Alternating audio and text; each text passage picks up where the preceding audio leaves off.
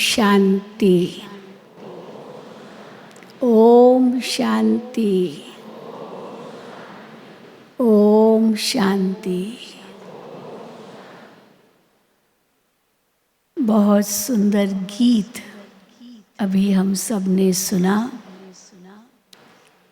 पवित्रता के मंत्रदाता तुम पर हमारे एहसान लाखों, हम पर तुम्हारे एहसान लाखों। बाबा ने हम बच्चों पर कितना बड़ा एहसान किया है, जो हमें पवित्रता का मार्ग बताया। बाबा का एहसान हम कैसे चुकाएंगे? उनकी श्रीमत पर चलकर। तो बहुत सुंदर विषय है आज का।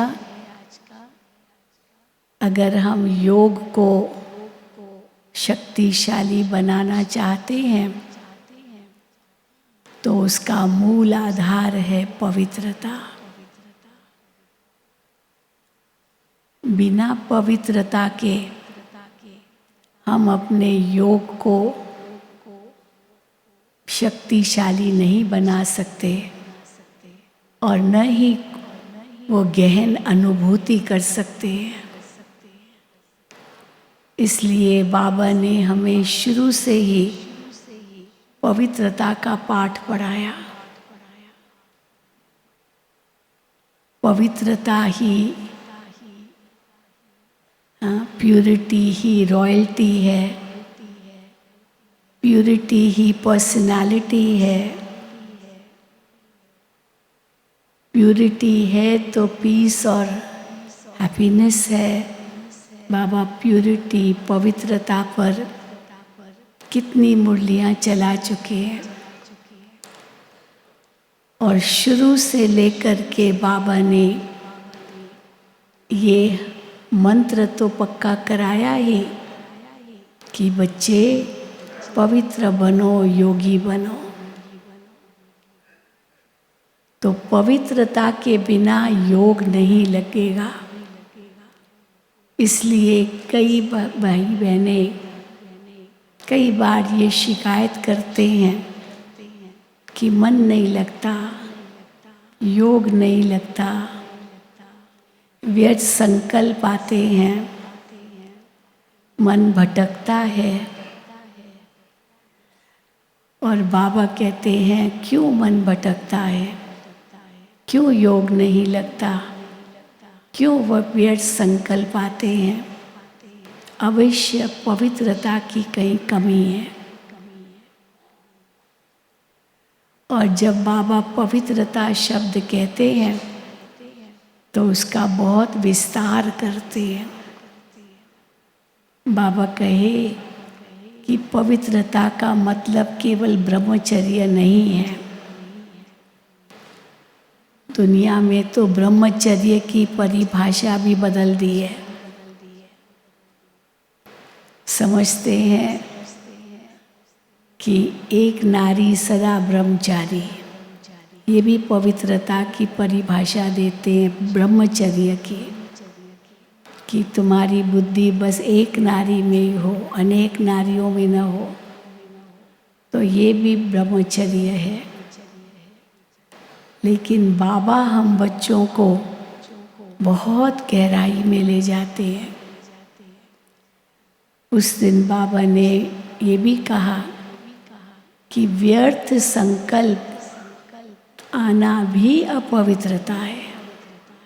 इतने हद तक पवित्रता की परिभाषा बाबा बताते हैं। व्यर्थ संकल्प भी ना आए, और शुद्ध तो आए ही नहीं, लेकिन व्यर्थ भी ना आए, तब हमारा गहन योग हो सकेगा। कल आपको बहुत सुंदर क्लास उषा बहन जी ने कराया कि ज्वालामुखी योग कैसे होगा, कब होगा।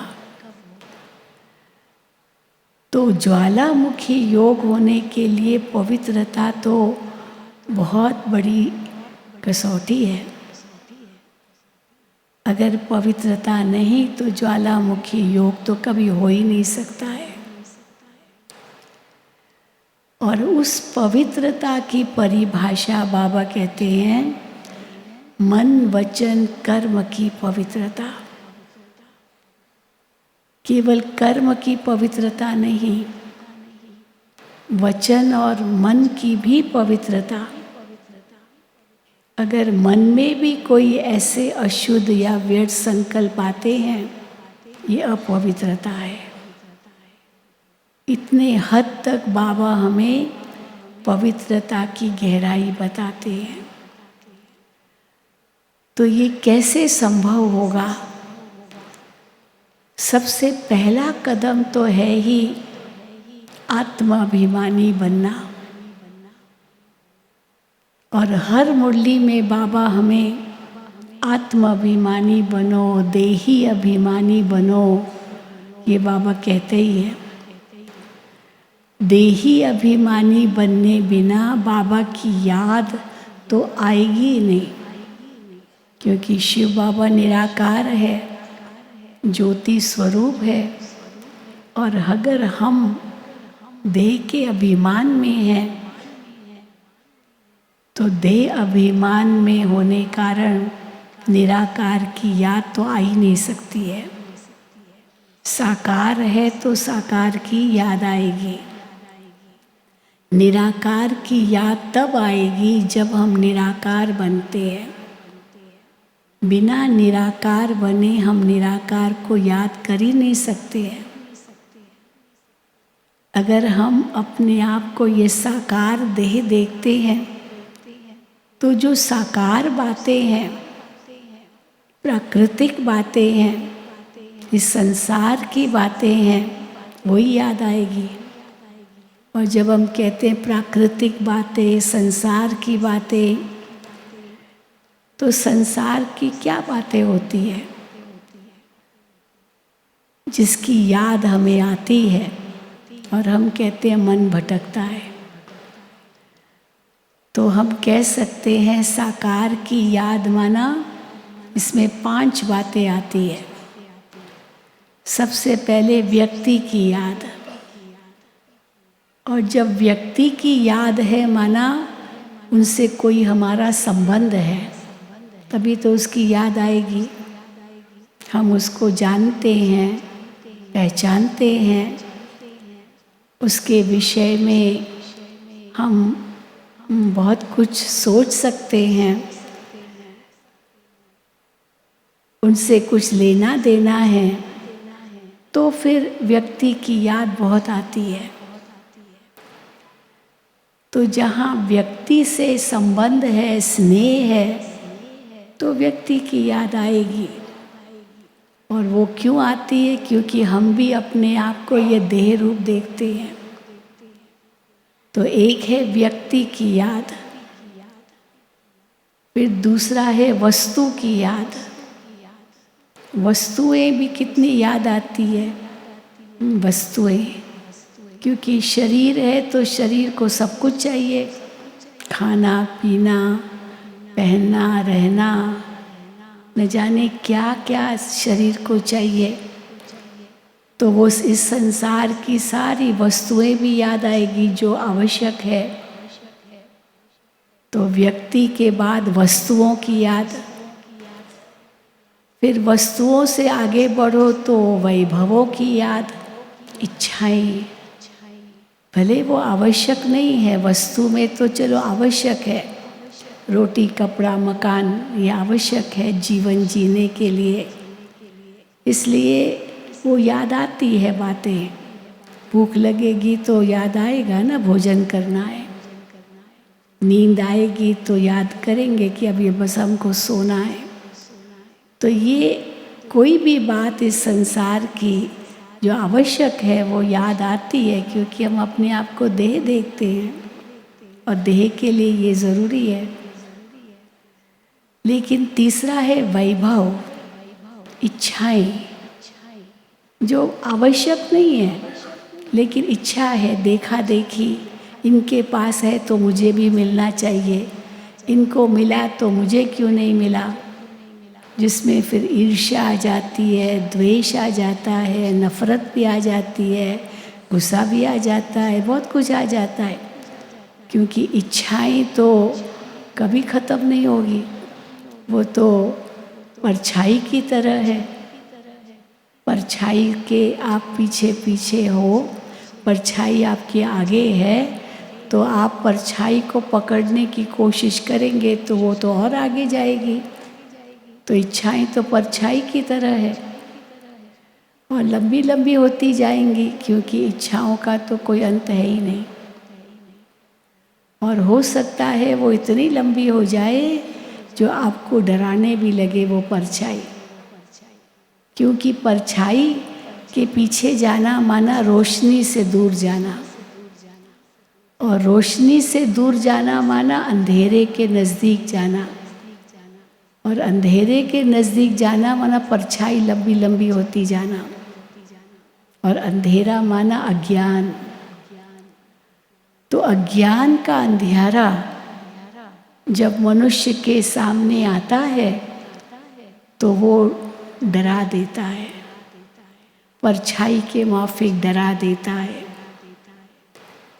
लेकिन जैसे ही हम परछाई को पीट देते हैं और रोशनी की तरफ जाते हैं तो परछाई छोटी छोटी होती जाती है और डर खत्म होता जाता है, रोशनी में जाते हैं और धीरे धीरे वो परछाई, जैसे ही हम प्रकाश के पास पहुँचे वो परछाई लुप्त हो जाती है, खत्म हो जाती है, और प्रकाश आते ही खुशी आ जाती है।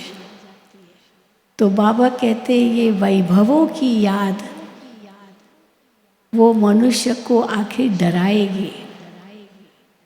चलो मिल भी जाए बहुत सारे वैभव तो फिर डर लगता है, कहाँ रखें, कोई चोर न लूट जाए, कहीं टूट न जाए, कहीं गुम न हो जाए, वो डर भी बना रहेगा, चिंता भी बनी रहेगी, ये सब बातें आएगी और मन तो उसी में भटकता रहेगा। तो पहले व्यक्ति की याद, फिर वस्तु की याद, फिर वैभवों की याद, फिर घटनाओं की याद। इतनी घटनाएं हमारे जीवन में घटती है, इतनी यादें हमारे मन में है, हर पल कोई न कोई बात जो याद आती है, कोई घटना याद आती है, ऐसे हुआ, ये हुआ, वो हुआ, तो घटनाएं। अब उसके लिए कहा जाता है भाई छोड़ो तो छूटो, भूल जाओ, लेकिन भूले कैसे? इतनी बातें हुई है तो भूले कैसे? तो भूल भी नहीं पाते हैं, तो बाबा की याद भी नहीं आती है, इसीलिए व्यर्थ संकल्प आते हैं। इतनी बातें हुई है, इतने लोगों से ये बातें हुई है, तो बाबा कहते हैं दादी गुलजार कितना प्यार से कहती थी कि ये बातें तो आएंगी, बातें तो अंत तक आएंगी, लेकिन बातें बड़ी समझदार है। कैसे समझदार है? जो बात एक बार आई वो उसी रूप में वापस नहीं आएगी, उसी रूप में नहीं आएगी। पहली बात तो ये, और दूसरी बात जो बात आई वो चली भी जाएगी, वो ठहरती नहीं है, लेकिन हम उसको मन में पकड़ के रखते हैं तो ठहर जाती है, बाकी बात तो चली जाती है। इसीलिए वो बातों की याद बाबा कहते हैं ये हमें, हमारे मन को व्यर्थ संकल्पों में भटकाता है। तो इसीलिए कोई भी घटनाएं और उसके बाद है कोई भी स्थान। अब हम कितने देशों में टूर करके आए हैं, आप लोग कहाँ कहाँ गए होंगे भारत में, दुनिया के कोने कोने में। अब गए और सेवा की और बस वापस आए तो भूल गए, अब भूल जाते हैं, कहाँ तक उनको याद करेंगे। कई भाई बहनें आते, बहन जी हम आपसे 10 साल पहले मिले थे, मिले होंगे, किसको याद है। बहन जी आप हमारे देश में आए थे, हम आपसे वहाँ मिले थे, ये बात की थी, ठीक है होगा। हम ना तो नहीं कर रहे हैं, लेकिन किसको याद है ये सब बातें, कहाँ तक हम याद करेंगे। तो क्या मन इसके लिए ही है कि ये सारी बातें याद करो, ये स्थान याद करो, ये घटनाएं याद करो, ये व्यक्ति याद करो, ये वस्तु याद करो, ये वैभव याद करो। इसके लिए तो ये जीवन नहीं है ना।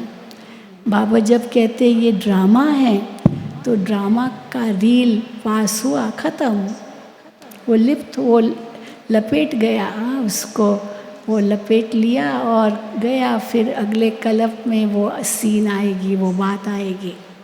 तो इस कल्प में हम उसको क्यों याद करें।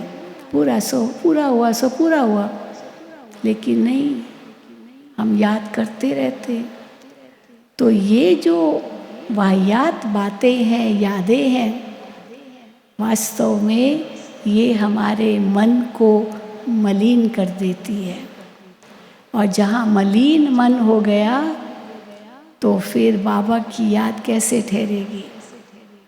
इसीलिए बाबा की याद किस मन बुद्धि में ठहरेंगी, जिसका मन इतना स्वच्छ हो, शुद्ध हो, पावन हो। नेगेटिव तो नहीं आए, लेकिन व्यर्थ भी नहीं आए। नेगेटिव भी कितना आता रहता है मन में। ये सारी जो भी विकृतियां हैं, विकार है, ये सब नकारात्मक विचार लाता है।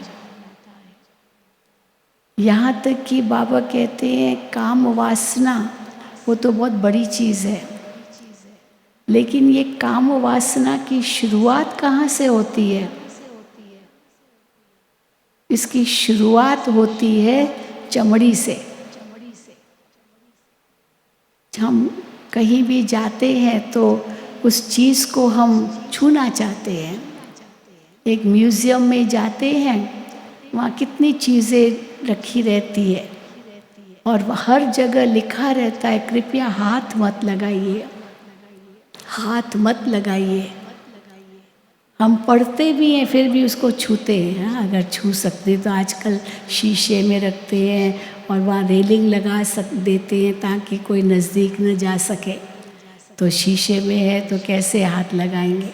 लेकिन कुछ ऐसी भी चीज़ें होती है जो खुले में होती है और लिखा रहता है कृपया हाथ मत लगाइए, लेकिन हम क्या करते, पढ़ते भी हैं और हाथ भी लगाते हैं, छूते हैं। भाई देखे तो सही कैसा है, क्या ज़रूरत है, लेना तो है नहीं म्यूज़ियम की चीज़, वो तो सबके लिए, सब देखेंगे, हम क्यों हाथ लगा रहे हैं।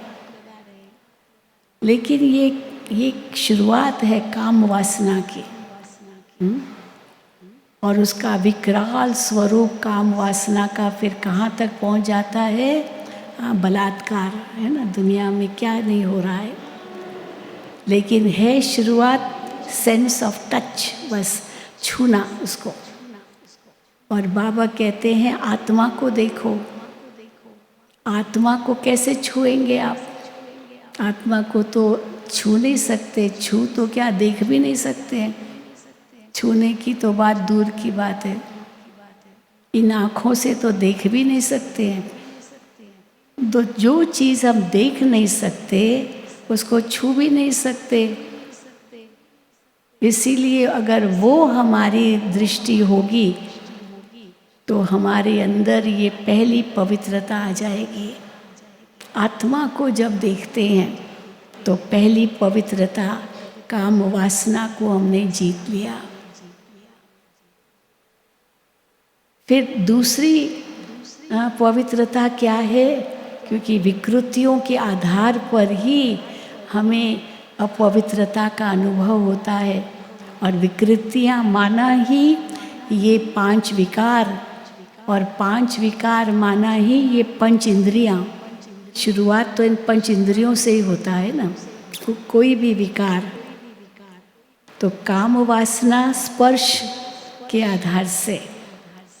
फिर क्रोध देखें तो क्रोध जो मन में वो पनपता है, वो कैसे दिखाई देता है। हाथ से तो बाद में दिखेगा, मुख से गाली देना वो तो बाद में होगा, लेकिन सबसे पहले जो मन में गुस्सा है वो आँखों से दिखाई देता है। आँखों से पता चलता है इसको बहुत गुस्सा है, क्योंकि वो आँखें दिखाएगा। तो हम कह भी देते भाई आँखें क्यों दिखा रहे हो, मना इतना गुस्सा क्यों कर रहे हो, पर बोला कुछ नहीं है उसने, केवल आँख दिखाई। तो आँख दिखाना भी एक गुस्से का रूप है। और बाबा कहते हैं किसी को भी आँख मत दिखाओ। तो ये आँखें धोखा देती है। दिखाते ना, सूरदास ने तो आँखें ही फोड़ दी कि देखेंगे तो आकर्षण होगा, लेकिन बाबा कहते हैं आँखें फोड़नी नहीं है। आँखें हैं तो जहान है। इस संसार से हमें कहीं जाना थोड़ी है, यहीं रहना है। तो आँखें होगी तो इस संसार में हम बिना आधार के चल सकेंगे, नहीं तो हर एक कोई न कोई आधार चाहिए, क्योंकि दिखाई नहीं देता है। तो संसार को तो हमें छोड़ना नहीं है, आँखें भी है, लेकिन बाबा ने उसके लिए क्या बताया है, आँखें तो है लेकिन देखते हुए नहीं देखो, देखते हुए नहीं देखो, आत्मा को देखो जो दिखाई देती नहीं, पर जो स्थूल चीज़ें भी है उनको देखते हुए नहीं देखो, क्योंकि देखेंगे तो बुद्धि जाएगी। एक मिसाल देते हैं, ये बहुत सारे कई फिलोसोफर्स होकर के गए हैं, दर्शन शास्त्री होके गए हैं फिलोसोफर्स, जिसमें 3 मुख्य बताते हैं, एरिस्टोटल, सोक्रेटिस और प्लेटो। ये 3 कैसे दर्शन शास्त्री थे, बहुत दर्शन उन्होंने लिखा था। तो उसमें दिखाते हैं जो एरिस्टोटल था तो वो रोज़ क्या करता था, मार्केट में जाता था, रोज़ मार्केट में जाता था और दुकानों को देखता रहता था। दुकानों के बाहर कई चीज़ें डिस्प्ले करते हैं, दिखाते ताकि ये दुकान में सब मिलती है, आपको कुछ भी चाहिए ये जो शोकेस में है बाहर, उसको देख करके आप अंदर में वो चीज़ ले सकते हैं। तो वो रोज़ आता था, रोज़ इन दुकानों का जो शोकेस था उनको देखता रहता था, फिर आगे और दुकानों को देखता रहता था, लेकिन कभी अंदर नहीं गया किसी दुकान में। तो जब अंदर नहीं गया तो एक बार एक दुकानदार ने उसको पूछा, रोज़ जाता था, रोज़ अपना 1 घंटा उसमें देता था। तो एक दुकानदार ने पूछ लिया उनसे, क्यों भाई आप रोज़ आते हो, इतना समय देते हो, आपको कुछ चाहिए क्या, आपके पास पैसा नहीं है वो लेने के लिए, आप रोज़ आकर केवल देख के जाते हो, अगर आपको चाहिए कोई बात नहीं, हम आपको दे देंगे, भले पैसा नहीं देना, आप इतना समय देते हो, देखते हो, आप आओ, अंदर आओ और आपको जो चाहिए आप ले लो, भले पैसा नहीं दो। उसने कहा नहीं, मैं इसलिए नहीं आता हूँ। तो अच्छा फिर किस लिए आते हो, अगर आपको कुछ खरीदना भी नहीं है तो किस लिए आते हो, इतना समय क्यों वेस्ट कर रहे हो। तो उसने बड़ा सुंदर जवाब दिया। उसने क्या कहा, मैं इसलिए आता हूँ, ये देखता हूँ कि ये क्या क्या चीज़ें हैं, लेकिन अंदर में सोचता हूँ क्या इसके बिना भी मुझे चलेगा, इसके बिना भी मुझे चलेगा, ये अगर नहीं हो मेरे पास तो चलेगा। तो जिस भी चीज़ को मैं देखता हूँ ये अंदर में सोचता हूँ इसके बिना चलेगा, तो अंदर में आता हाँ चलेगा, मुझे कोई ज़रूरत थोड़ी है इसके बिना भी चलेगा। तो इसलिए मैं अपनी परीक्षा लेने आता हूँ कि इसके बिना भी ये चल सकता है, ज़रूरी है कि यही मुझे लेना है, नहीं, आवश्यकता नहीं है, क्योंकि आवश्यकता तो बस रोटी कपड़ा मकान है ना, और क्या है, और तो कुछ नहीं है। इसीलिए कहा जाता है कि मनुष्य के लिए जो संसार में है सब पर्याप्त है। आवश्यकता के लिए सब कुछ पर्याप्त है, लेकिन लोभ के लिए नहीं है, लोभ के लिए नहीं है। इंग्लिश में कहते हैं there is everything for one's need but not for one's greed. अब ये लोभी व्यक्ति तो कंगाली है, कितना भी वो लेगा वो कंगाली है, जो भी उसको मिलेगा और चाहिए और चाहिए और चाहिए। बताते ना, एक कहानी सुनाते हैं कि दो व्यक्ति थे, भगवान दोनों पर प्रसन्न हो गए। तो एक से दोनों से पूछा आप क्या चाहते हो? तो एक ने कहा भगवान मुझे इतना दो तो ताकि मैं सबको दे सकूं दे सकूं दे सकूं। और दूसरे ने कहा भगवान मुझे इतना दो मैं सबसे ले सकूं ले सकूं ले सकूं ले लूं लूं। तो एक कही मैं लूं लूं और दूसरा कही मैं दूं दूं। तो भगवान ने दोनों की इच्छा कैसे पूरी की? जिसने कहा मैं सबको देता रहूं उसको धनवान बना दिया, और जिसने कहा मैं लेता रहूं उसको भिखारी बना दिया। हाँ? भिखारी क्या करता है? हाँ? भिखारी क्या करता है? बस साहब दो पैसा दो, साहब पैसा दो, ऐसे हाथ करता है। और देवताओं को कैसे दिखाते हैं? हाँ? हाथ कैसा होता है? या तो ये आशीर्वाद का हाथ है ना, वरदान का हाथ देवियों को दिखाते हैं, या तो फिर हाँ ऐसा आशीर्वाद का हाथ गुरुओं को दिखाते हैं, भाई सिर पर आशीर्वाद किया तो ऐसा, या तो ऐसा या तो ऐसा, या तो जैसे लक्ष्मी का हाथ दिखाते ऐसा, माना वो अशरफियाँ निकल रही है उसके हाथ से। तो ये दाता के हाथ है, ये दाता का हाथ है, ये दाता का हाथ है, ये दाता का हाथ है। और ये किसका हाथ है? हाँ? भिखारी का हाथ। तो भिखारी का हाथ तो अगर देखेंगे तो बुद्धि जाएगी, हाँ ये चाहिए चाहिए। अगर अंदर में पेट भरा है तो कहीं भी आँख नहीं डूबेगी। तो आँखों पर कितना ध्यान चाहिए कि ये आँखें कहाँ जाती है। तो पवित्रता में आँखों पर भी ध्यान चाहिए, किसको देखती है, क्या देखती है, क्या चाहिए। इसीलिए आँखें जो है ये क्रोध का रूप है। अगर नहीं मिलेगा तो गुस्सा आएगा, इच्छा पूरी नहीं होगी तो गुस्सा आता है। इसलिए कामेशु क्रोधेशु कहते हैं।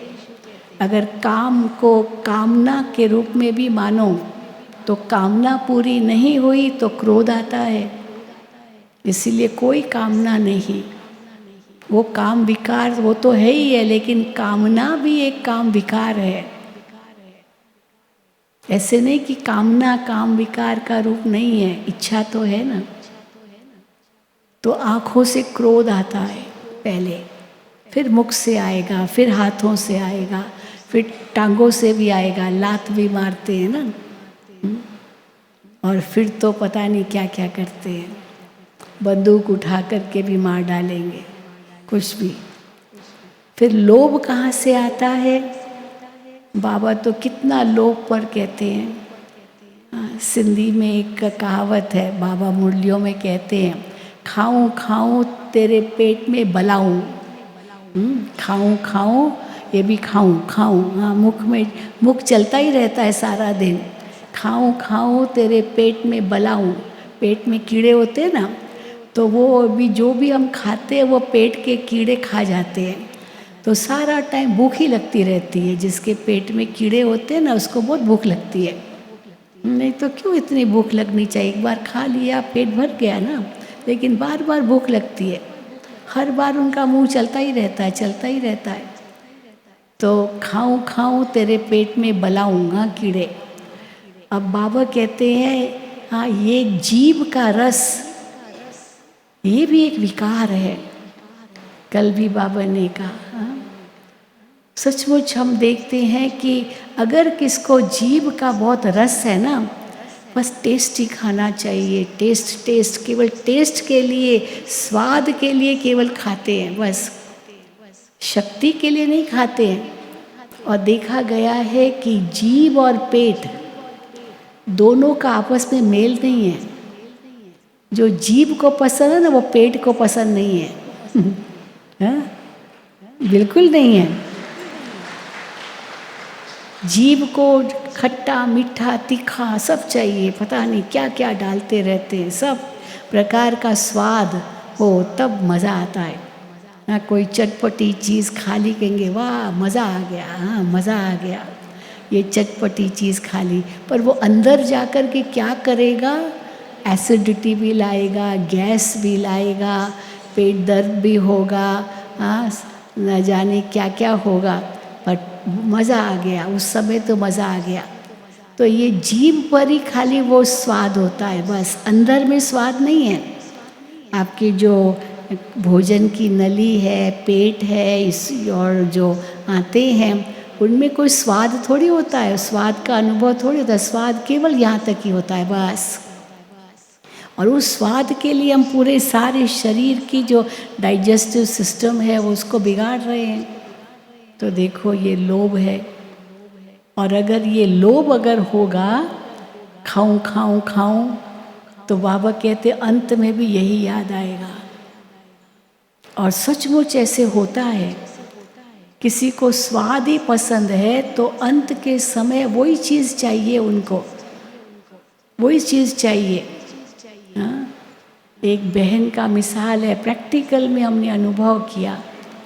प्रैक्टिकल में वो उसको सीताफल बहुत पसंद था। सीताफल चलो फल है, अच्छी चीज़ है, सीताफल है, लेकिन वो तो सीज़न में मिलता है, ऐसे थोड़ी है बिना सीज़न के मिलता है, कभी भी मिल जाता है। चलो आजकल विदेशों से भी कहीं से आ जाता हो, पर ऐसे सहज तो नहीं मिलता है हर सारा साल। लेकिन सीताफल चाहिए, सीताफल। अब उसके मरने की घड़ी आई, उसको हाई डायबिटीज़ बहुत कुछ था, शुगर बहुत कुछ, लेकिन वो कहे हाय मुझे सीताफल चाहिए, सीताफल चाहिए, सीताफल चाहिए। अब बताओ कहाँ से लाएंगे बेचारे उसके परिवार वाले सीताफल? बहुत ढूंढा, नहीं मिला, नहीं मिला, आखिर सीताफल सीताफल करके शरीर छोड़ दिया। अब बताओ तो क्या हुआ होगा? अगले जन्म में सीताफल ढेर मिले होंगे ऐसे क्या मिला होगा? वंचित ही रही होगी, क्योंकि अंत मते सो गते, अंत की जो मति होगी वैसे ही वो उसी वियोग में ही शरीर छोड़ दिया। कई व्यक्तियों के वियोग में शरीर छोड़ते हैं। तो देखो बाबा कहते हैं कि अंत में और कोई याद न आए, ये भी एक बहुत बड़ी कसौटी है अपने जीवन के लिए कि कैसे हम इन सब से परे रहें।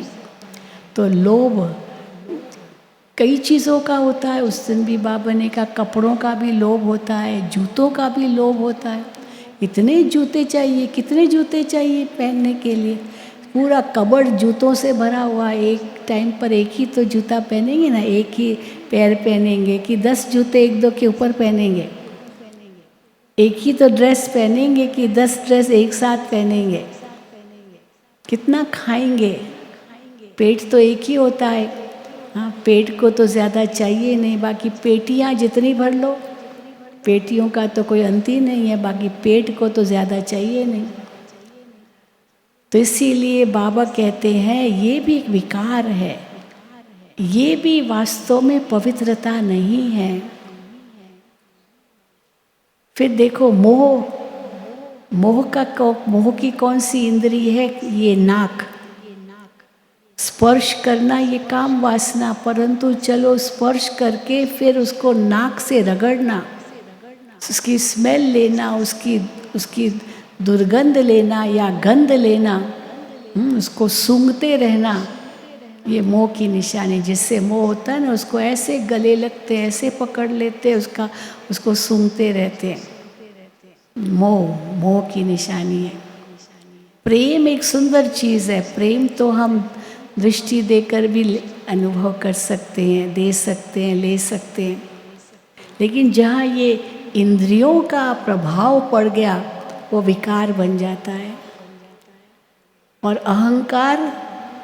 अहंकार कान, किसी ने मेरे लिए कुछ बुरा कहा और मेरे कान तक वो पहुंच गई बात कि मेरे लिए ऐसे कहा, बस कान खड़े हो जाते हैं।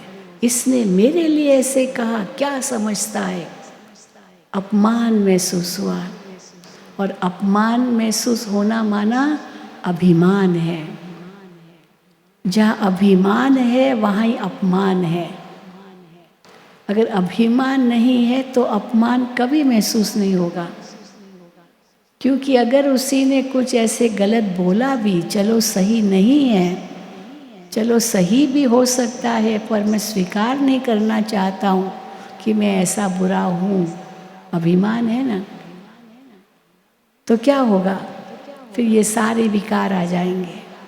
इसलिए बाबा कहते एक विकार भी अगर है, वो पवित्रता की कमी है, तो मन तो उसमें जाएगा, भटकेगा, कभी लगेगा नहीं। फिर व्यर्थ संकल्प आते हैं, अशुद्ध आते हैं, ये आते हैं।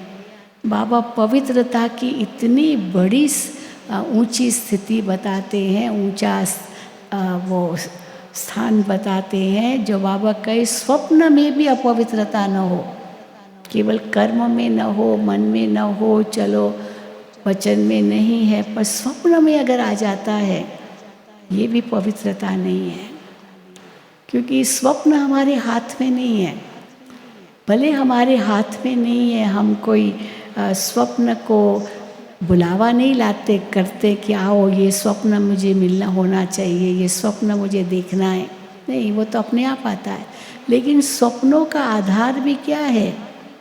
स्वप्नों का आधार भी अंदर के संस्कार है। अंदर के संस्कार वो स्वप्न रूप में आते हैं। हमसे कई पूछते हैं, बहन जी आपको स्वप्न आते हैं?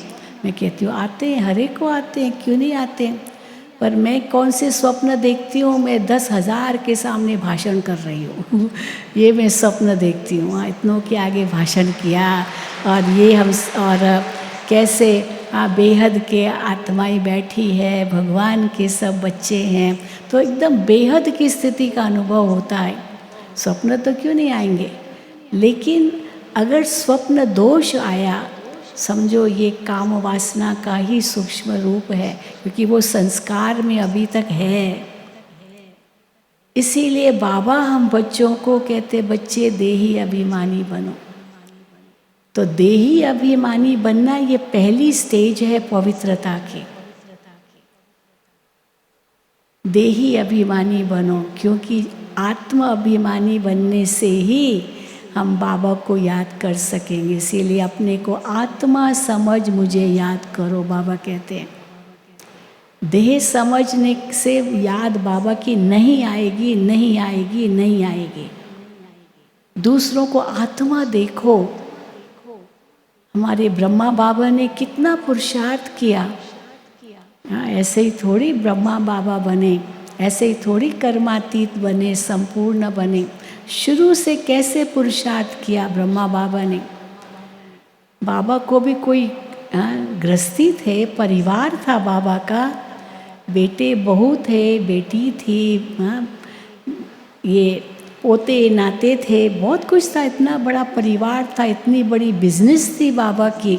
लेकिन एक धक से कैसे छोड़ा? एक धक से छोड़ा। किस आधार पर? शिव बाबा ने कहा तुम आत्मा हो, ये सबको आत्मा देखो, आत्मा देखो। तो बाबा को तो नशा चढ़ गया, और क्या करते थे बाबा? दीवारों पर लिखते थे, क्योंकि घर में रहते थे। बाबा की लौकिक युगल थी यशोदा माता। हाँ, बाबा लिखते थे दीवारों पर, यशोदा आत्मा है, यशोदा आत्मा है, यशोदा आत्मा है, ताकि यशोदा भी पढ़े कि वो आत्मा है, और बाबा को इस रूप में न देखे ये मेरा पति है, पर ये भी एक आत्मा है, तो मैं भी एक आत्मा हूँ। तो यशोदा आत्मा है, उनको भी पाठ पढ़ाता था। फिर बाबा का अपने लौकिक बहू में बहुत मोह था, दादी ब्रिजेंद्रा, बहुत मोह था, बहुत सुंदर थी, बहुत ऊंचे परिवार की थी। और बाबा तो जौहरी थे, तो हीरों की जवाहरातों के वो गहने बनाते थे।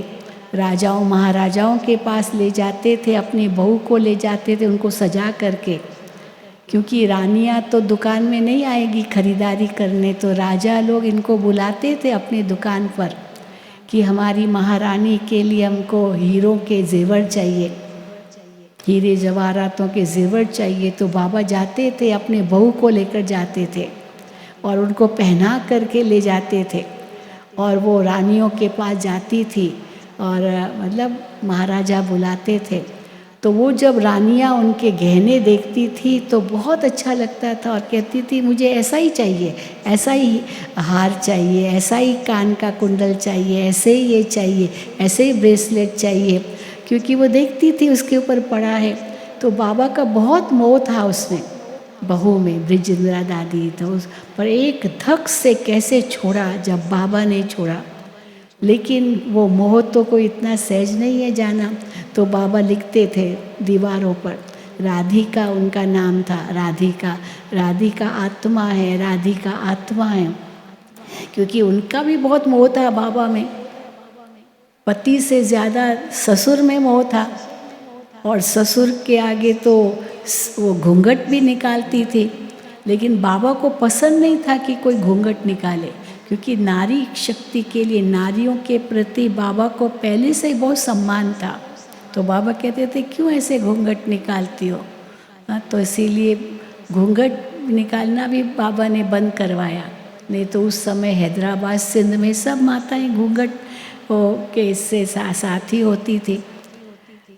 लेकिन बाबा ने मोह को एक धक से ख़त्म किया, एक धक से दृष्टि बदल गई, तो उन सब परिवार वालों की भी दृष्टि बदल गई।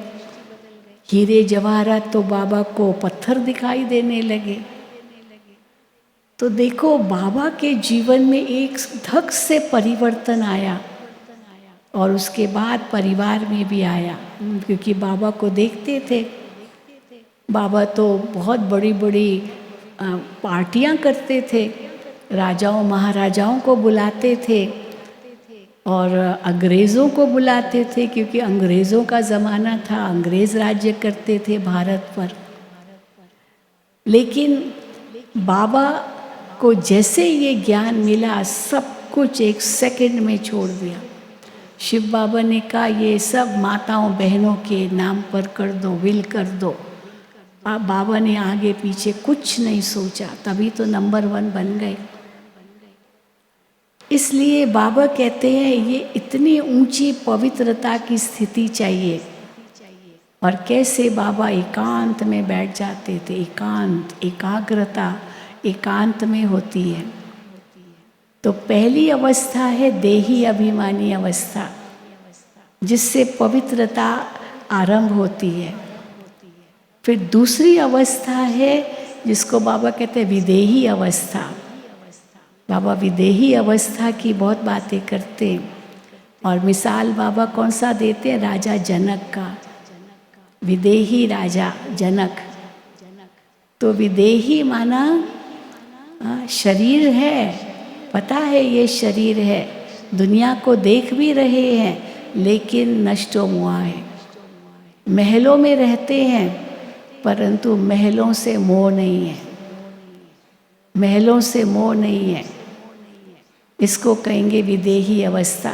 बताते हैं ना कि कई जो सन्यासी लोग भी राजा जनक से ईर्ष्या करते थे कि ये राजा है और राजाई में रहता है और इसका इतना मान है, सन्यासियों से भी ज़्यादा मान राजा जनक का है। हम तो सन्यासी, हमने तो छोड़ दिया, तो हमारा मान ज़्यादा होना चाहिए, पर इनका मान हमारे से भी ज़्यादा है। तो एक सन्यासी ने परीक्षा ली उनकी, सोचा मैं परीक्षा लेता हूँ, तो कहा आपके विदेही इतने बड़े महल में रह कर के आप कैसे विदेही रहते हो। तो राजा ने उनको तो राजा जनक ने उनको दीपक दिया कि जाओ ये दीपक के सारे मेरा महल देख कर आओ। है ना, कहानी सुनी आपने। परंतु ये ध्यान रखो कि ये दीपक बुझे नहीं, दीपक बुझना नहीं चाहिए। पर महल का अवलोकन करके, उस समय लाइटें वाइटें तो कुछ होगी नहीं, दीपक ही जलते होंगे। तो ये आप ले जाओ। अब दीवा बुझ रहा था, हवा के झोंके आ रहे थे, तो बार बार वो दीवे को ही ध्यान दे रहा था कि ये दीवा बुझे नहीं, बुझे नहीं, और उसको परिध्यान करके फिर महल का अवलोकन करके आ गया। तो राजा जनक ने पूछा, मेरा महल देखा? तो कहा, देखा ज़रूर, लेकिन ध्यान तो दीपक पर ही था। तो कहा, बस मैं भी ऐसा ही करता हूँ। तो किसको कहेंगे विदेही राजा? हाँ, सब कुछ देखते हुए भी ध्यान केवल आत्मा पर, बस। और यही ब्रह्मा बाबा ने किया, तो वो विदेही राजा बन गया। छोड़ा कुछ नहीं, परिवार को नहीं छोड़ा, धन संपत्ति माताओं बहनों को विल कर दिया। और अगर बाबा उस समय ये विल नहीं करते, जो उनके पास संपत्ति थी, तो इतना बड़ा यज्ञ आज कैसे खड़ा होता। तो पहला बीज तो ब्रह्मा बाबा का पड़ा, और आज ये वट वृक्ष इतना बड़ा ईश्वरीय विश्वविद्यालय खड़ा है। तो परंतु पहला बीज वो ब्रह्मा बाबा का था, इसलिए नंबर 1 चले गए। हाँ, नंबर 1 इसीलिए तो चले गए। तो इसीलिए बाबा कहते हैं ये विदेही अवस्था हमारी होगी, तब ही हम पवित्र कहलाएंगे। फिर विदेही अवस्था के बाद फिर बाबा कहते अशरीरी अवस्था, अशरीरी बनो, अशरीरी बनो। 1 सेकंड में अशरीरी हो जाओ। अव्यक्त बाप दादा की मुरलियाँ इस पर बहुत चलती है। तो अशरीरी बन जाना माना बिल्कुल देह का भान भी न रहे। अभिमान तो क्या, भान भी न रहे। ये तो देह का भान तो रहता ही है, भले अभिमान न रहे, स्वमान भी रहता है। कई ये भी नहीं समझते स्वमान और अभिमान में क्या अंतर है। तो बाबा कहते स्वमान और अभिमान दोनों में बहुत सूक्ष्म अंतर है। अभिमान जो होता है वो सांसारिक वस्तुओं पदार्थों का विशेषताओं का एक रूप होता है। मैं और मेरा, ये अभिमान हुआ। मेरे पास कोई उपलब्धि है तो सांसारिक उपलब्धियों का घमंड, वो अभिमान है। और स्वमान माना आत्मा के गुणों का घमंड, घमंड कहो या भान कहो, आत्मा के गुणों का भान। अगर मैं कहूँ मैं शांत स्वरूप आत्मा हूँ, तो दुनिया की कोई शक्ति मुझे अशांत नहीं कर सकती है, ये मेरा स्वमान है। तो अपने स्वमान में रहना माना अपने आत्मा के गुणों में रहना। इसलिए 3 बार ओम शांति कहते हैं ना, मैं आत्मा शांत स्वरूप हूँ, मेरा पिता शांति का सागर है और मेरा धाम शांति का धाम है। तो 3 बार शांति कहा। अब उस आत्मा को अशांति कैसे हो सकती है? जिसका अपना स्वभाव शांति, जिसका पिता शांति का सागर, जिसका धाम शांति का धाम, वो अशांत कैसे हो सकता है? लेकिन अभिमान अगर आया, मैं केवल करते हैं, तो किसने कुछ कह दिया, अरे तुम तो कुछ भी नहीं हो। अच्छा, तुम ये समझते हो मेरे लिए, मैं अभी दिखाता हूँ क्या कुछ नहीं हो। तो बाहुबल दिखाएगा, अपने हाथों का बल दिखाएगा, बाहुबल। और बाबा कहते हैं तुम स्वमान में रहो, मैं शांत स्वरूप आत्मा। तो कोई अशांत आत्माएं कितनी भी आए, उसको शांति का अनुभव होगा, कुछ कहने की ज़रूरत नहीं है। आज भी था ना फरिश्ता स्वरूप, वो वाइब्रेशन से उनको अशरीरी बना देंगे। आपकी अशरीरी अवस्था उनको, उसके आधार से वो फरिश्ता अनुभव करेंगे, आपके ऊपर कोई भी वार नहीं कर सकेंगे। लेकिन हम अगर देह अभिमान में है तो अवश्य वो देह को देखते हैं। इसलिए बाबा ने निरअहंकारी शब्द को भी ऐड किया है अलग से। जब बाबा के अंतिम 3 शब्द थे, बच्चे सदा निराकारी, निर्विकारी और निरअहंकारी रहना, तो बाबा ने निराकारी तो कहा, लेकिन निर्विकारी के बाद निरअहंकारी क्यों कहा? क्योंकि निर्विकार में अहंकार भी तो आ गया ना। काम क्रोध लोभ मोह अहंकार, ये विकार पांचों ही आ गए निर्विकारी में। लेकिन फिर निरअहंकारी अलग से क्यों कहा? उसका कारण है कि इन सब विकारों की शुरुआत तो अहंकार से ही शुरू होती है, अभिमान से शुरू होती है। पहले होता है भान, फिर है अभिमान और फिर है अहंकार। परंतु अहंकार को ख़त्म करना है तो अभिमान को ख़त्म करना पड़ेगा, भौतिक उपलब्धियों का घमंड। और उसके लिए भान, दे भान से भी न्यारा होना पड़ेगा, जिसको बाबा कहते अशरीरी। और 1 सेकंड में अशरीरी हो जाना, 1 सेकंड में, 2 सेकंड भी नहीं, बाबा कहते 1 सेकंड में। अर्थात उसके लिए कितना अभ्यास चाहिए। जैसे मिलिट्री वाले अभ्यास करते हैं ना, हाँ, परेड करते हैं, तो उस समय उनको रोकना होता है तो क्या कहते हैं? Attention, attention. 1 सेकंड में उसी समय सावधान कहा और 1 सेकंड में वो वही रुक गए जहाँ भी थे। तो ये भी एक सावधान करने का रूप है, अशरीरी स्थिति। 1 सेकंड में आत्मा देह से न्यारी। और ये बाबा कहते हैं बहुत काल का अभ्यास चाहिए। अगर बहुत काल का अभ्यास नहीं होगा तो ये अशरीरी अवस्था नहीं होगी। और अंत का जो पेपर होगा वो इसी पर ही होगा। अंत का 1 सेकंड का पेपर यही होगा कि हम कितना अशरीरी हो गए 1 सेकंड में। व्यक्ति, वस्तु, वैभव, घटना, स्थान, परिस्थितियाँ 1 सेकंड में फुल स्टॉप। अशरीरी, आत्मा अशरीरी हो जाती है, सब भूल जाता है। जैसे आत्मा जब देह से निकलती है तो क्या आप सोचते हो कि उसको याद है?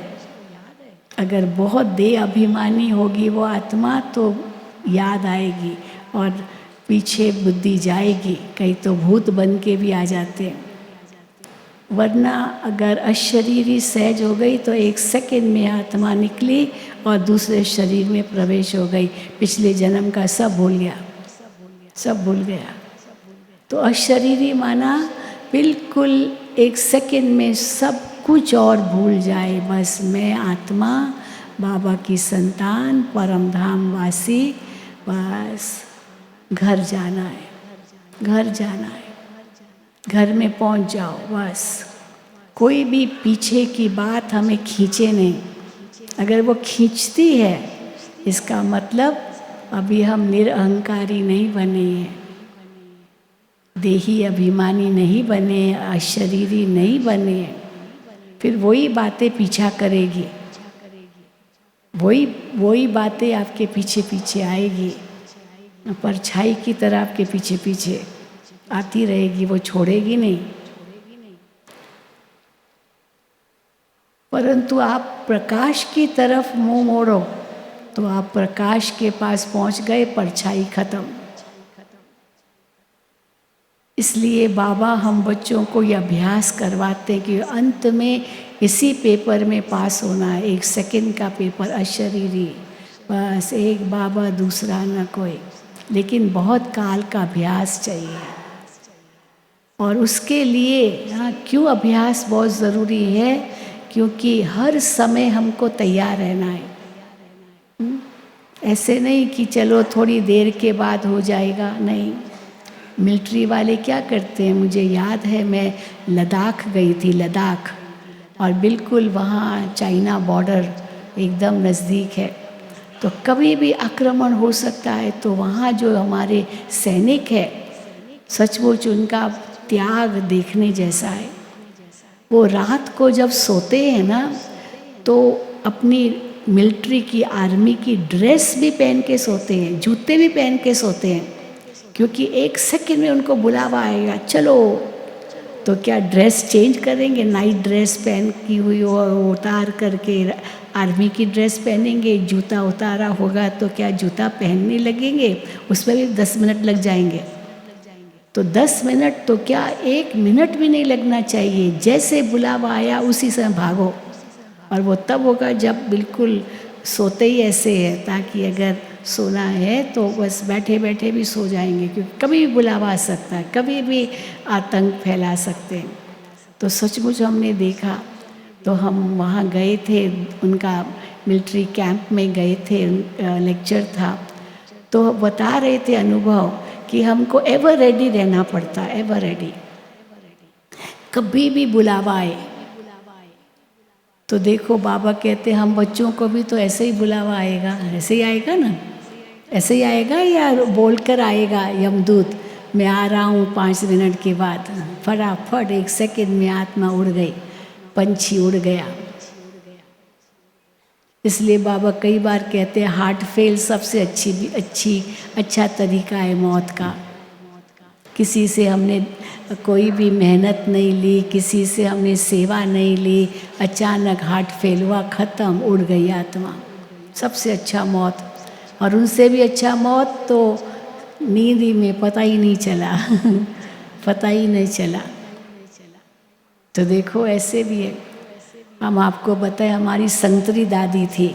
संतरी दादी वो रोज़ 3 बजे उठती थी, रोज़ 3 बजे। संतरी दादी बाबा की पर्सनल ध्यान मना दादी थी, जो ध्यान में जाती थी, पर्सनल संदेशी थी। बाबा को कुछ भी पूछना होता था तो संतरी दादी बाबा के साथ ही होती थी। और बाबा उनको कहते थे जाओ वतन में जाओ, बाबा से ये पूछ के आओ, बाबा से पूछ के आओ। तो बस बाबा उनको दृष्टि देते थे, बस 1 सेकंड दृष्टि दी और उड़ गई।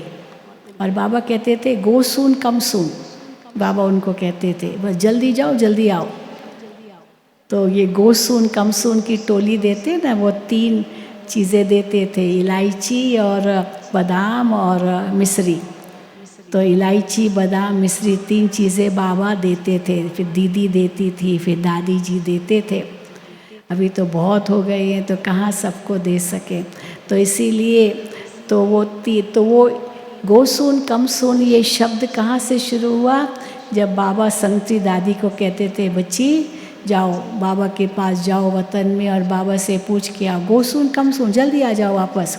और सचमुच बाबा ने दृष्टि दी, वो उड़ी और उड़ गई और बाबा के पास गई वतन में। और जो बात बाबा ने कही वो बाबा को कही और बाबा से जवाब लेके 1 मिनट में आ गई, 1 मिनट में आ गई। तो उसको कहते थे गो सून कम सून दादी जाना और तुरंत आना। तो इसीलिए क्योंकि अशरीरी बनने का अभ्यास था उनको, 1 सेकंड में अशरीरी बनने का। और रोज़ सुबह 3 बजे उठती थी, रोज़ 3 बजे बिना नागा ज़रूर उठती थी और बाबा की याद में बैठती थी।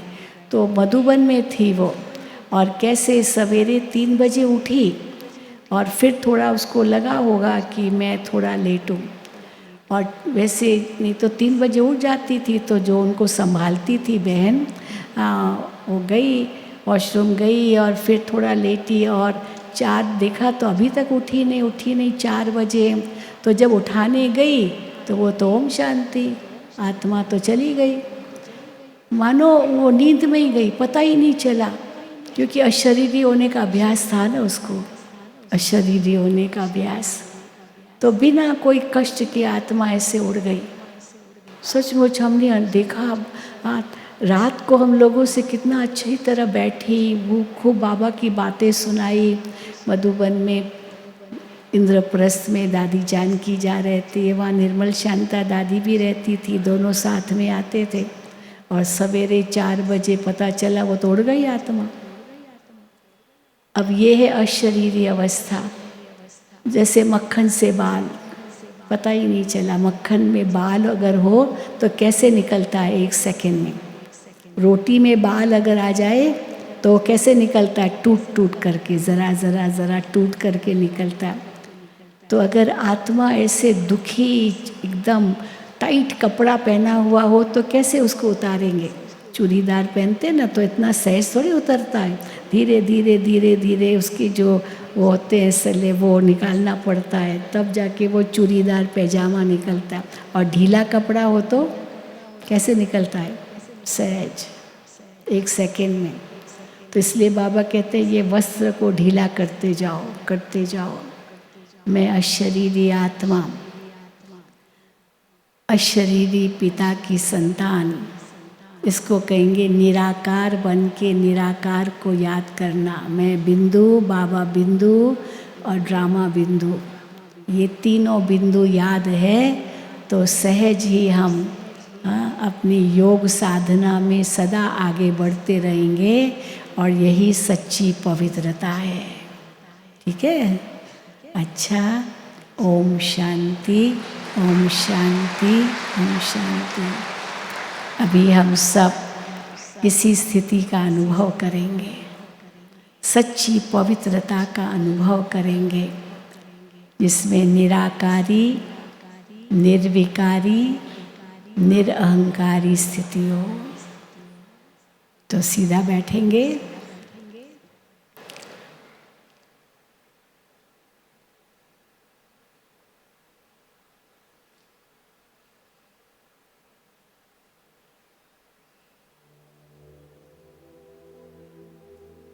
पहले तो अंतर में बहुत खुशी लाओ। खुशी बहुत ज़रूरी है, अंदर में खुशी लाना।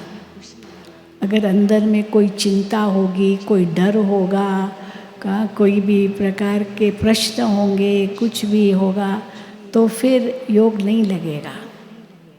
परंतु खुशी, कौन सी खुशी? मैं किससे मिलन मनाने जा रही हूँ? जिनसे मेरे सर्व संबंध है, जो मेरा सदा का प्रीतम है, जो अमर पतियों का पति है। मानो कि जो भी आपको प्यारा संबंध लगता है, वो प्यारा संबंध बुद्धि में रख करके पहले बाबा को याद करो और उसी के आधार से अशरीरी बन जाओ। एक संकल्प मन में लाओ कि अभी मुझे बस एक बाबा, दूसरा न कोई बुद्धि में आए। मेरा तो एक शिव बाबा, दूसरा न कोई। मेरे सर्व संबंध केवल एक बाबा से है, मैं और मेरा बाबा। शिव बाबा भी निराकार, मैं आत्मा भी निराकार। बिंदु आत्मा। तो जितनी ही खुशी उतना ही हल्कापन, क्योंकि बिंदु का तो कोई बोझ ही नहीं है। बिंदु बन जाओ, बिंदु को याद करो और बिंदु लगाओ।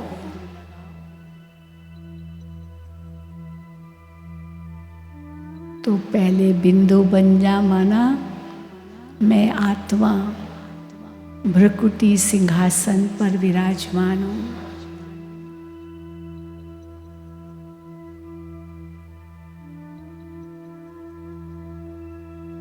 भ्रकुटी मेरा सिंहासन है।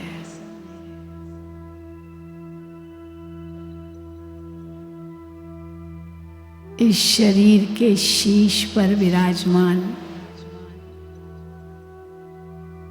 आज्ञा चक्र पर विराजमान, जहाँ से बाबा की सब आज्ञाएं मुझे प्राप्त होती है। मेरा तीसरा नेत्र खुला हुआ है और मैं इस तीसरे नेत्र से केवल बाबा को ही देख रही हूँ, परम धाम में आत्मा बनकर। तो जितनी खुशी उतना ही नशा। मैं कौन, मेरा कौन?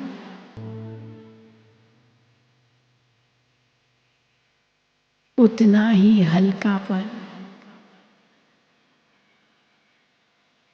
मैं आत्मा उड़ रही हूँ।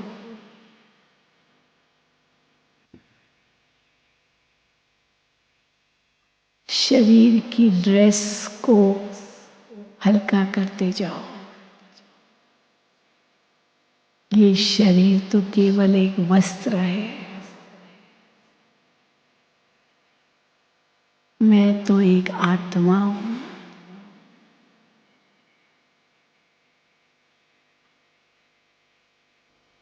आत्मा अपने स्वमान में स्थित हो जाए। मैं एक शुद्ध आत्मा हूं।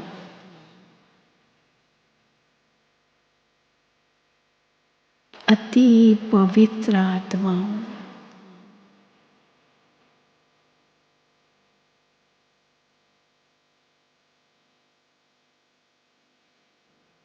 मैं आत्मा एक बेदाग हीरा हूं।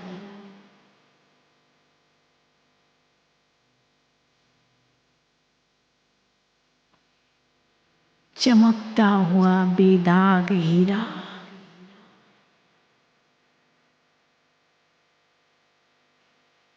जो भृकुटी सिंहासन से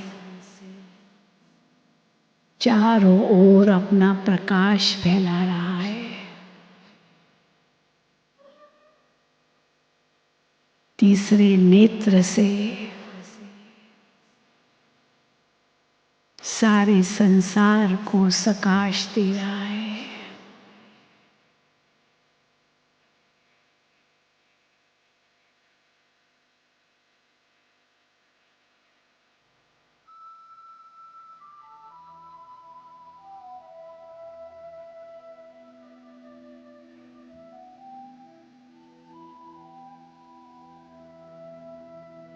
मैं आत्मा अत्यंत हल्की हूं।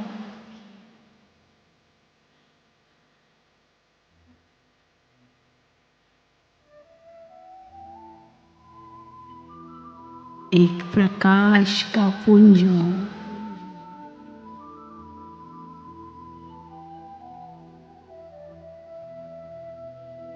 दिव्य शक्ति हूं।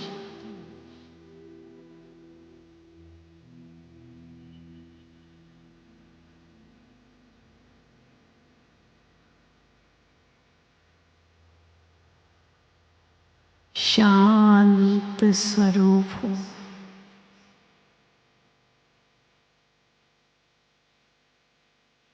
जितना ही शुद्ध, पवित्र, बेदाग,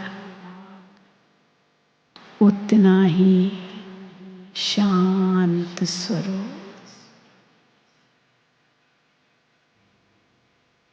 शांति की इतनी गहराई में जाइए।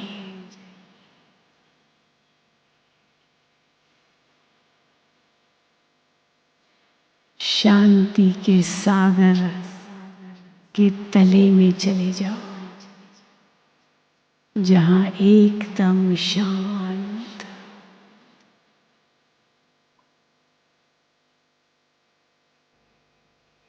निरसंकल्प, उपराम,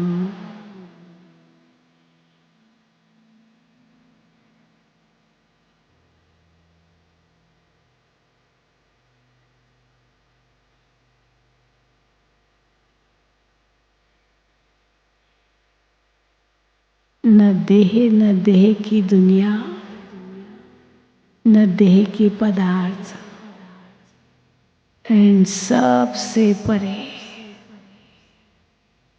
न व्यक्ति, न वस्तु, न वैभव, मुझे कुछ नहीं चाहिए।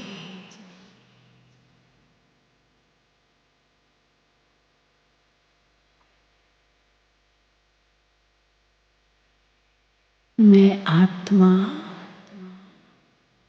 इन सब से परे एक दिव्य ज्योति बिंदु आत्मा हूं।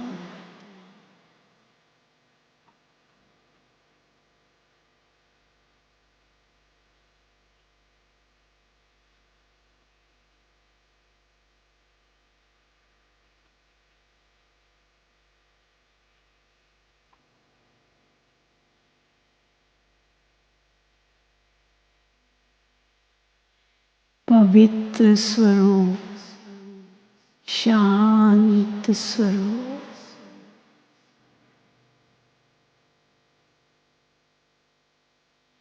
शक्ति स्वरूप आत्मा।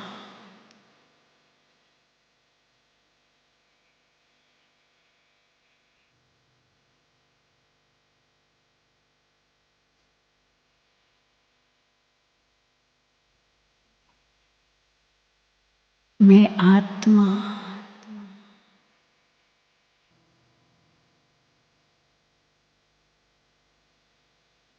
सर्वशक्तिवान शिव बाबा की संतान,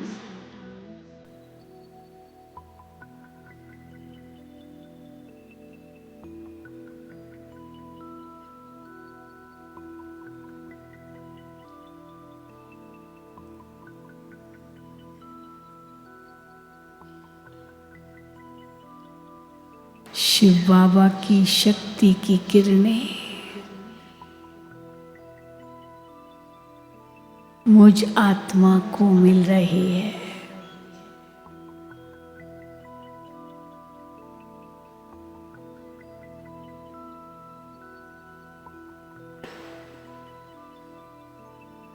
मैं शांति शक्ति के सागर में विलीन हो रही हूँ।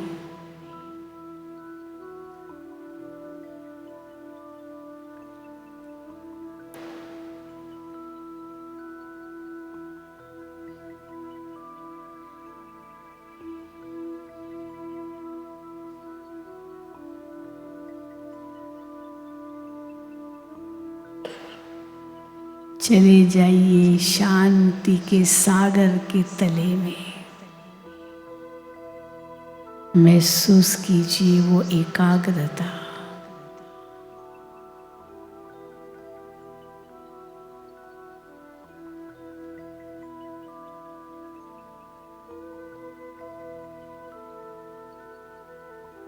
एक ही संकल्प में स्थित होना। एक बाबा दूसरा न कोई। बिंदु में सिंधु को देखना।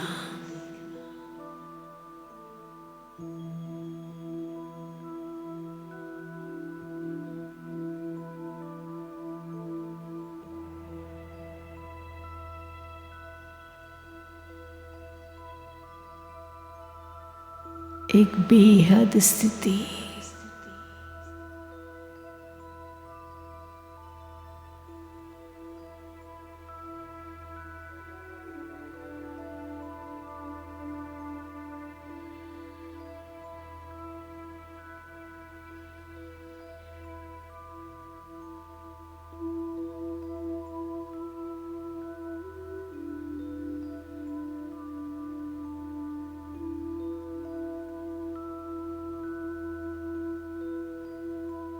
अगर मन कहीं भटक रहा हो तो फिर से याद दिलाओ खुद को, मैं कौन और मेरा कौन।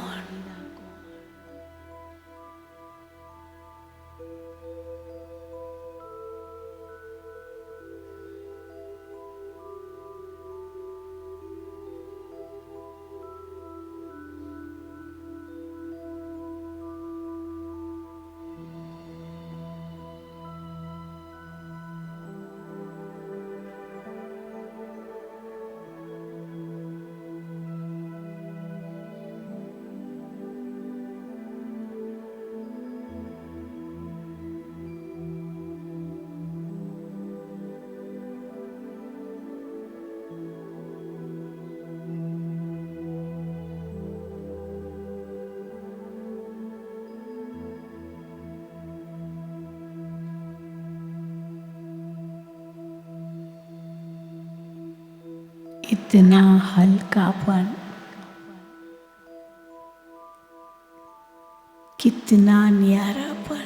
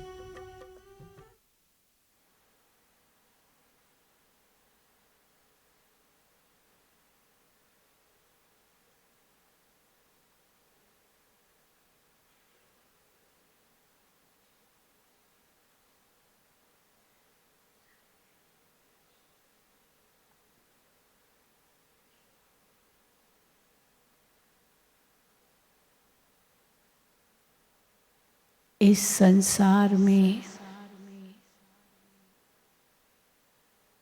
जो कुछ भी है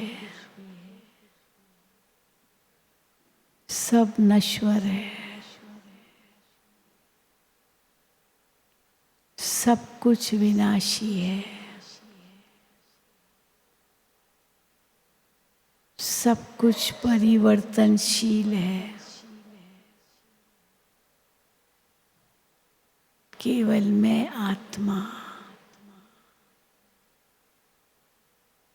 और शिव बाबा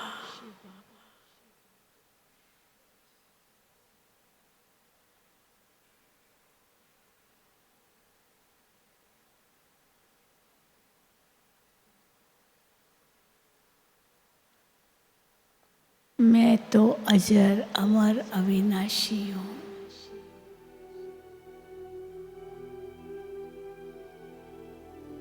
ये शरीर भी नश्वर है।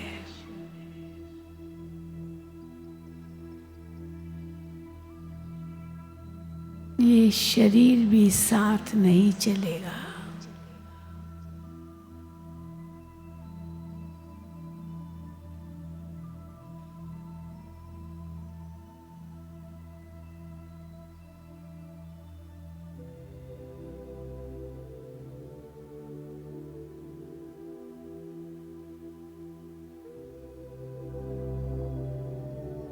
मैं तो उड़ चली बाबा के वतन में।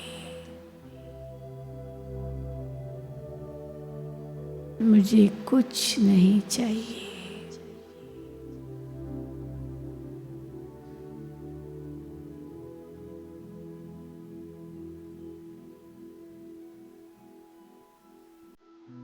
देखते हुए भी नहीं देखे।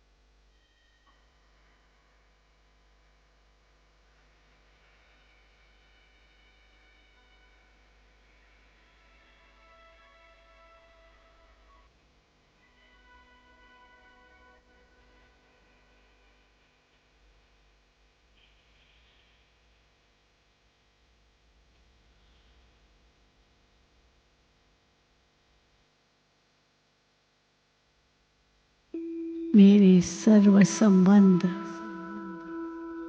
एक बाबा से है। तुम्ही संग खाऊं, तुम्ही सब पीऊं, तुम्ही संग रास रचाऊं।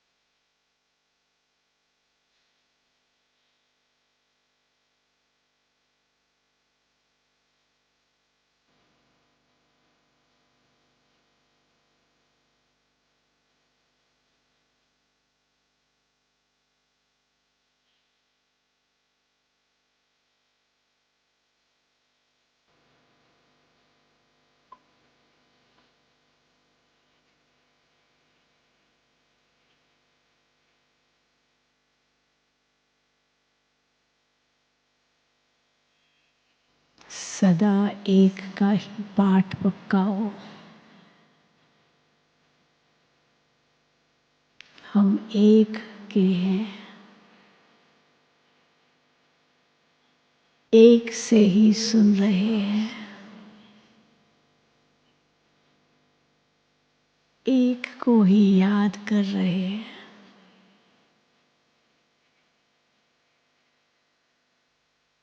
वो सत्यम शिवम सुंदरम,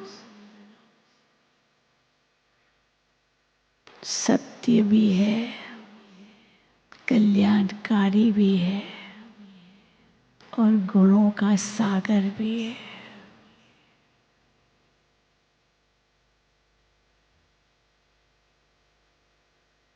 अविनाशी है, अनादि है, सदा था, है और रहेगा।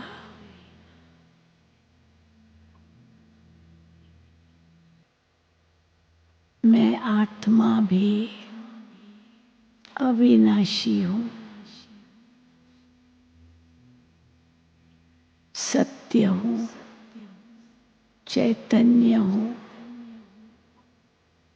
आनंद स्वरूप हूँ।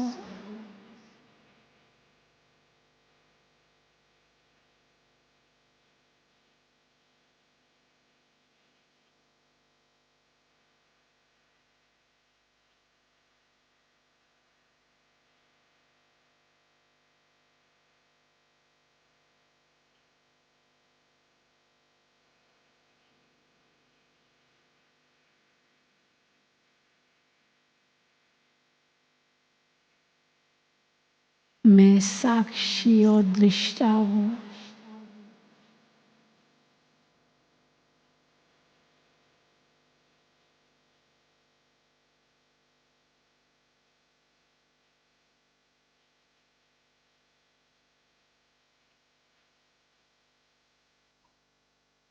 न प्रश्न है, न आश्चर्य है, न दुख है,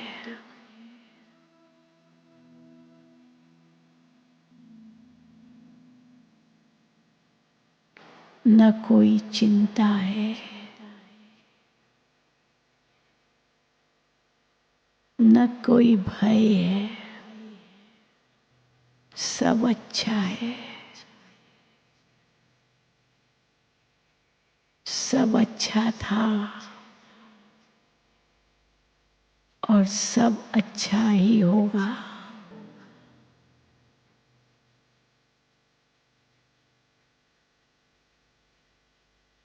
कल्याणकारी ड्रामा है।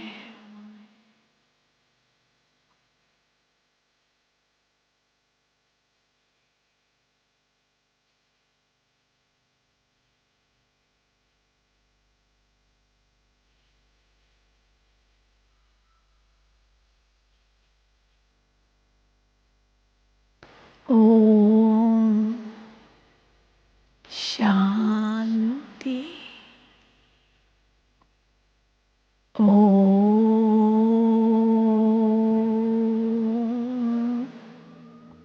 शांति। ओम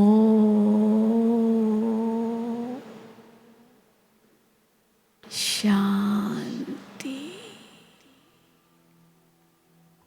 शांति शांति।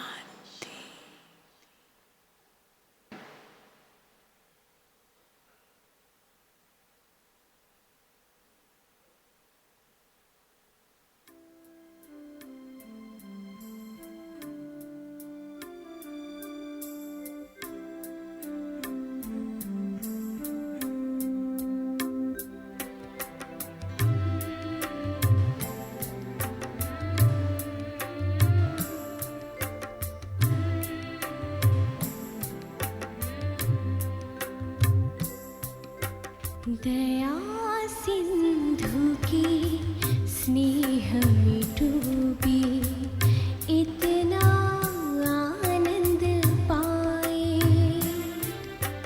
दया सिंधु की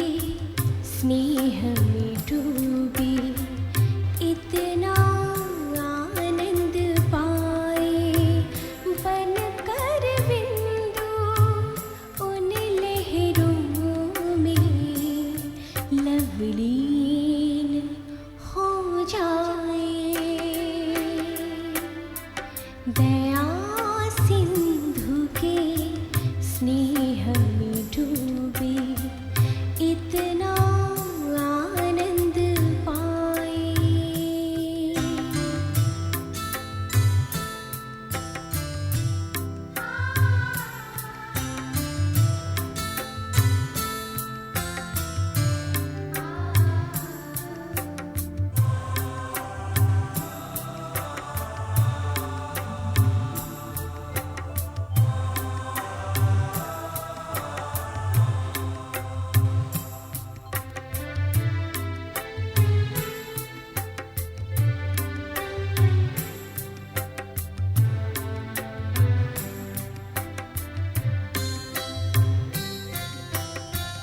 सुख के रंग से रंग गया जीवन, पुलकित है मन जैसे मधुवन।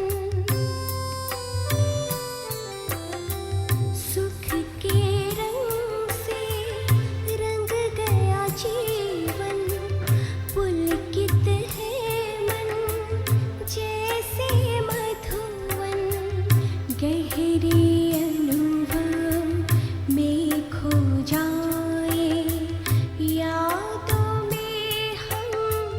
जब से सवाए बाबा बाबा गूंजे जहन में, अंतर मन ये मेरा मुस्कुराए। बनकर बिंदु उन लहरों में लवली हो जाए। दया सिंधु के स्नेह में डूबी इतना आनंद पाए।